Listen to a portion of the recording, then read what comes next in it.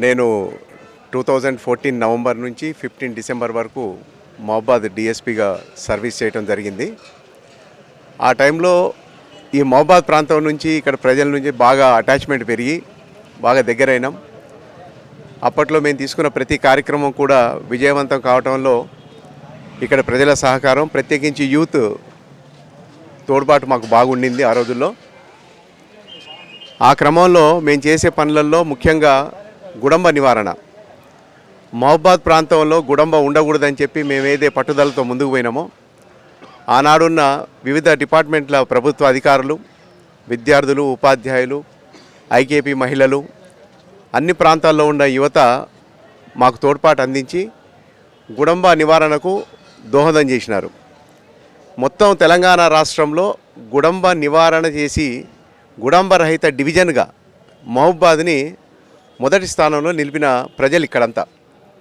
అట్లనే కుర్బితోని కూడా నాకు మంచి అనుబంధం ఉన్నది. నేను ఇక్కడ ఉన్నప్పుడు శివరాత్రి వచ్చినప్పుడు దాదాపు ఒక 10 రోజులు నేను ఇక్కడే కూర్చున్నా. గుడి పరిసరాల్లో శుభ్రం చేయించడం కానీ, ఆ కళ్యాణోత్సవం జరిగే దగ్గర అన్ని ఏర్పాట్లు చేయటం కానీ ప్రత్యేకించి దృష్టి పెట్టి అన్నీ చేసినాం.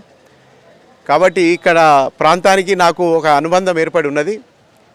నేను 6 సంవత్సరాల క్రితం కూడా ఇక్కడికి వచ్చిన, నేను స్వామి దర్శనానికి, అమ్మవారి దర్శనానికి. అప్పుడు కూడా అందరితో మీ అందరినీ కలవటం జరిగింది.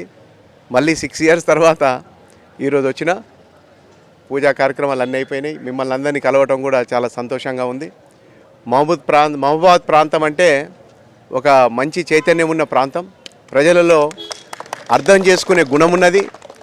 ఒక్కటేంటంటే వాళ్లకు కొంచెం వివరించి చెప్తే సరిపోతుంది. అన్ని ప్రాంతాల్లో లాగా దాన్ని తిరస్కరించే స్వభావం లేదు. ఇక్కడ ప్రజలకు అర్థం చేసుకుంటారు.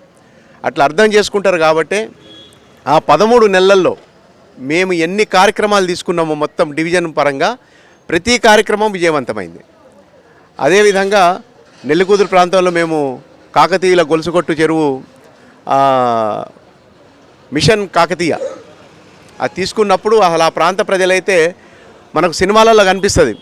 ఒక 50-60 ట్రాక్టర్లు వేసుకొని ప్రజలంతా వచ్చి ఆ పూడిక తీసే పనులలో భాగస్వాములు అవటం. ఆ విధంగా అక్కడ మేము కార్యక్రమం తీసుకొని విజయవంతం చేసినాం. మీ అందరికి కూడా నా అభినందనలు, చాలా కృతజ్ఞతలు. మీరు అందరూ వచ్చి కలిసినందుకు థ్యాంక్ యూ సో మచ్.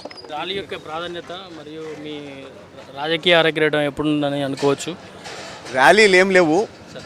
నేను దర్శనానికి వచ్చిన, నన్ను చూడటానికి పిల్లలు వచ్చిండ్రు, ప్రజలు పెద్దలు అందరూ కూడా వచ్చిండ్రు. ఇక రాజకీయం అంటారా, నాకు ఆల్రెడీ 2023 ఏప్రిల్కు నా రిటైర్మెంట్ ఏజ్ అయిపోయింది. తర్వాత గవర్నమెంట్ ఇచ్చిన 3 సంవత్సరాల ఎక్స్టెన్షన్ ఏదైతే ఉన్నదో దాంట్లో ఉన్నా. ఇక నాకు ఈ 3 సంవత్సరాలు కొనసాగాలని నాకు ఇంట్రెస్ట్ లేదు.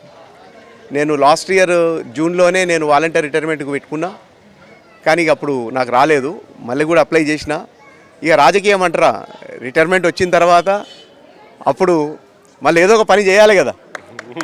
అన్నాళ్ళు కాకి వేసుకొని సర్వీస్ చేసినాం. భగవంతుడు ఆశీర్వదిస్తే మీరు అందరూ సహకరిస్తే కద్దరు వేసుకొని సర్వీస్ చేస్తాం. ఎంపీ బరిలో కాదు, ట్రై చేస్తున్నా.